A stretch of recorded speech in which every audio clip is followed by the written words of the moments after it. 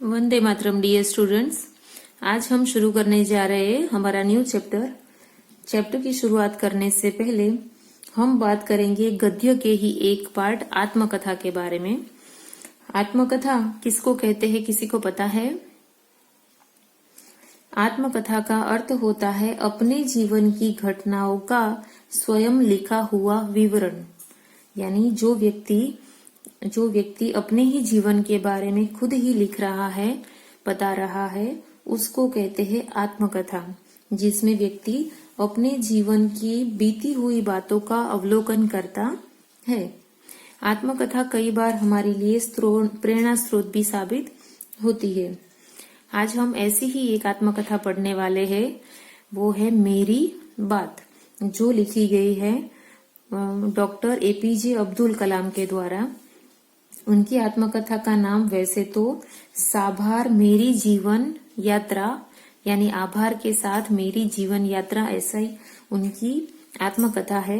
पर उसके अंदर से कुछ पार्ट यहाँ पे चैप्टर में लिए गए हैं और जिसका अनुवादन किया है, हिंदी के अंदर अनुवादन किया है महेंद्र यादव नाम के राइटर ने, ये नाम के लेखक ने।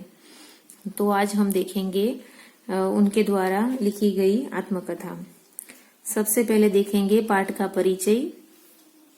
तो इस पाठ में भारत रत्न डॉक्टर एपीजे अब्दुल कलाम की जीवन यात्रा के कुछ पहलुओं का खुद उन्हीं की जुबानी बताया गया है। यानी पाठ किसके बारे में है? भारत रत्न डॉक्टर एपीजे अब्दुल कलाम के द्वारा और उन्हीं के द्वारा लिखी हुई, उन्हीं की जुबानी बताई गई उनकी जीवन यात्रा है। और पाठ का उद्देश्य है महापुरुषों के जीवन से प्रेरणा लेकर आगे बढ़ने के लिए प्रेरित करना। पाठ का उद्देश्य क्या है? कैसे महापुरुषों के बारे में हम लोग जाने, उनके जीवन से प्रेरणा ले और जीवन में आगे बढ़ने के लिए प्रेरित हो। ओके, अब हम देखेंगे हमारे चैप्टर को। चैप्टर की शुरुआत होती है मेरे जीवन की यात्रा के कुछ महत्वपूर्ण अनुभव है जिन्हें मैंने अपने बचपन से अब तक संजोया है और अपने जीवन से 80 से अधिक वर्षों में प्राप्त किया है। यानी एपीजे अब्दुल कलाम अपने जीवन की यात्रा का क्या बताते हैं कि मेरे जीवन में बहुत सारे महत्वपूर्ण अनुभव हुए हैं जो मैंने बचपन से लेके अब तक उसको संजो के रखा है, यानी उसको संभाल के रखा है।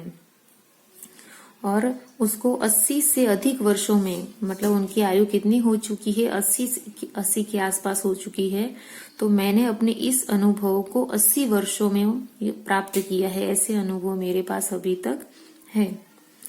जीवन के इन महत्वपूर्ण वर्षों में मैंने बहुत कुछ सीखा है, जिनसे प्रमुख अनुभव है हमें अपने जीवन के विभिन्न स्तरों के सपनों से जुड़े रहना चाहिए तथा उन सपनों को पूरा करने के अथक प्रयत्न करते रहना चाहिए। वो बताते हैं कि मेरे जीवन के बहुत सारे महत्वपूर्ण अनुभव है जो मैंने बचपन से लेके अब तक उसको संभाल के रखा है। वो अनुभव मेरे 80 वर्षों में से प्राप्त किए हुए हैं।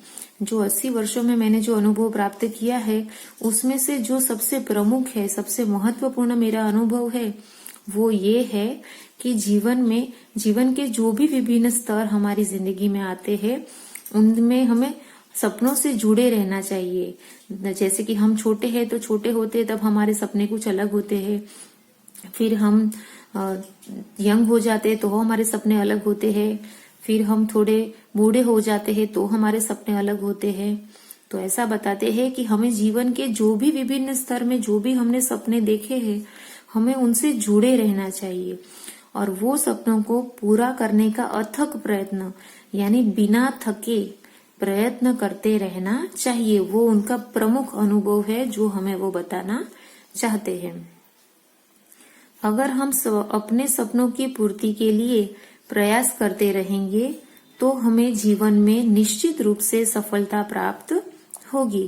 क्या बताते हैं कि ये जो सपने हैं आप लोगों ने, जो जीवन के जो स्तर में आपने जो सपने देखे हैं वो सपनों को आप पूरा करने का प्रयास करते रहेंगे तो आपको जरूर सफलता मिलेगी। सिर्फ सपने ही देखोगे तो पूरा नहीं होगा, पर सपने देखने के साथ उसको पूरा करने का प्रयास करेंगे तो निश्चित रूप से वो सपने पूरे होंगे। अधिकतर लोगों जिनसे मेरी मुलाकात होती है उनसे अक्सर मैं कहता हूँ कि सपने वे नहीं है जो हम नींद में देखते हैं, बल्कि सपने वे होते हैं जो हमें सोने नहीं देते। क्या बताते हैं, देखो सबसे बड़ी बात उन्होंने बताई कि मेरी मुलाकात जिनसे होती है, यानी जिनसे मैं मिलता हूँ, उनसे मैं हमेशा ही अक्सर ही ये बात बताता हूँ कि सपने उसको नहीं कहते जो हमें नींद में आते हैं, उसको सपना नहीं कहते, परंतु सपना उसको कहते हैं जो हमको सोने नहीं देते। जैसे कि अगर आपने डॉक्टर बनने के बारे में सोचा तो सिर्फ नींद होती ही आप सो जाओ और डॉक्टर बनूंगा ऐसा सपने देखते रहो तो सपना पूरा होगा नहीं होगा। पर डॉक्टर बनने का सपना आंखों में लिए अगर आप जागते हुए मेहनत करोगे, पढ़ाई करोगे, तो ही वो आपका सपना पूरा होगा। इस सेंटेंस में वो बताते हैं कि सपने वो नहीं है जो नींद में आते हैं, परंतु सपने वो है जो हमको सोने नहीं देते। फिर आगे वो बताते हैं, इस पुस्तक को लिखने का विचार मुझे उस दिन आया जब मैं अपने बगीचे में टहल रहा था। अन्य दिनों की तरह ही मैं लगभग 100 साल पुराने एक विशाल अर्जुन वृक्ष के नीचे खड़ा था तथा सिर उठाकर उस वृक्ष की शाखाओं को देख रहा था कि क्या इस पेड़ की शाखाओं पर परिंदे ने नए घोंसले बनाए हैं या फिर मधुमक्खियों ने नए छत्ते बनाए हैं। अब क्या बताते हैं कि मुझे ये आत्मकथा लिखने का विचार कब आया कि हर बार की तरह उस दिन भी मैं क्या कर रहा था, अपने बगीचे में टहल रहा था, यानी घूम रहा था। तो अन्य दिनों की तरह आज भी मैं 100 साल पुराने अर्जुन वृक्ष, ये वृक्ष का नाम है अर्जुन वृक्ष, के नीचे खड़ा था और वहां से मैं सिर उठाकर ये पेड़ को देख रहा था कि क्या ये पेड़ के ऊपर नए परिंदों ने नए घोंसले बनाए हैं, क्या मधुमक्खियों ने नए छत्ते बनाए हैं। ऐसा वे अभी बगीचे में घूमकर ये पेड़ को देख रहे थे। यह वृक्ष दिल्ली शहर में था। उसी क्षण उस वृक्ष को देखते हुए मुझे अपने पिता की याद आ गई, जो मेरी तरह सुबह जल्दी उठ जाते थे तथा सुबह के कुछ घंटे प्रकृति के सानिध्य में गुजारते थे। क्या बताते हैं कि ये कहाँ की बात है, ये वृक्ष कहाँ पे था, दिल्ली शहर में था। और ये वृक्ष की बात बताते हैं कि ये वृक्ष को देखकर मुझे अपने पिता की याद आ गई। जैसे मैं अभी सुबह उठकर पेड़ के पास बगीचे में घूम रहा हूँ, वैसे ही मेरे पिता भी सुबह उठ जाते थे और कुछ समय, कुछ घंटे वो प्रकृति यानी कुदरत के सानिध्य में, यानी पास होने का भाव, यानी प्रकृति को पास से वो रहकर उनके साथ समय गुजारते थे। वे नारियल के पेड़ों को निहारते रहते थे और निरीक्षण किया करते थे।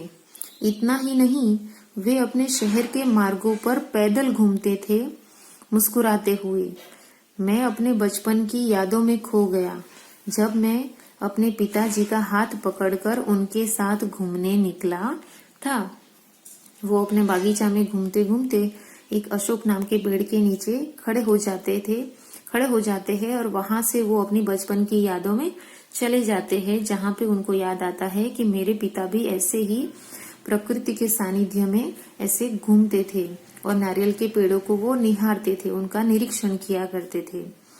तो कई बार वो पैदल भी घूमते थे, शहर के मार्गों पे बिना चप्पल पहरे वो पैदल भी घूमते थे और मुस्कुराते थे। मतलब वो पेड़ को देखकर अपने पिता और अपनी बचपन की यादों में वो खो गए। इसके बाद मैं अपनी जीवन यात्रा के बारे में सोचने लगा, यानी पेड़ को देखा, पेड़ को देखते उनको अपने बचपन की याद आई, अपने पिता की याद आई और फिर वापस वो अपनी जीवन की यात्रा के बारे में, यानी अपना वो जो जीवन उन्होंने जिया है उसके बारे में वो सोचने लगे। उन मार्गों के बारे में सोचता रहा जिन मार्गों पे मैं चला था। अब वो अपने बारे में सोचने लगे। पहले पिता के बारे में सोचा, फिर उन्होंने अपने बारे में सोचना शुरू किया कि मैं कौन से राहों पे चला था। वे महत्वपूर्ण वस्तुएं जिन्हें मैं देख चुका था, वे घटनाएं जिनका मैं एक हिस्सा रहा था। मैं सोचने लगा कि अपने इन अनुभवों को अपने तक ही सीमित रखूं या फिर इन्हें अपने विभिन्न पाठकों अथवा परिवार के सदस्यों के बीच व्यक्त करूं, जिनका विस्तार होता जा रहा है, जो बरगद के विशाल वृक्ष की जड़ों की तरह दूर दूर तक फैल चुके हैं। ठीक इस बरगद के वृक्ष के समान पोते पर पोते। क्या बताते हैं? वो सोचने लगते हैं कि मैं किन किन राहों पर चला था और क्या क्या महत्वपूर्ण वस्तुएं मैंने देखी है, क्या क्या घटनाओं का मैं हिस्सा रह चुका हूँ और मुझे क्या क्या अनुभव हुए हैं। क्या वो सब मैं अपने तक ही सीमित रखूं या उन अनुभवों से जो मैंने सीखा है उस नॉलेज को मैं सिर्फ अपने पास ही रखूं? क्या इसको मैं अपने परिवार के सदस्यों को या फिर विभिन्न पाठकों को क्यों ना उनके बीच शेयर करूं, उनको भी ये बताऊं, ताकि ये ज्ञान का क्या होगा, विस्तार होगा। व्यक्त करना यानी पेश करना, उनके सामने रजुआत करूं, उनके सामने पेश करूं, जिससे इस ज्ञान का क्या हो, विस्तार हो, सबको पता चले। किसकी तरह? ये बरगद के वृक्ष की तरह। जैसे कि ये बरगद का वृक्ष, उसकी जड़ें कहाँ तक, दूर दूर तक फैली हुई है। ओके, उनके परपोते पोते परपोते समान। तो मैं भी जो अपने पास जो भी मैंने जिंदगी से सीखा है उसको दूर दूर तक पहुंचाऊं, ऐसा वो पेड़ को देखकर सोचते हैं। तो यहाँ पे हम ये वीडियो को स्टॉप करते हैं। नेक्स्ट वीडियो में हम देखेंगे कि एपीजे अब्दुल कलाम अपने जीवन के बारे में और क्या बताते हैं। Bye students.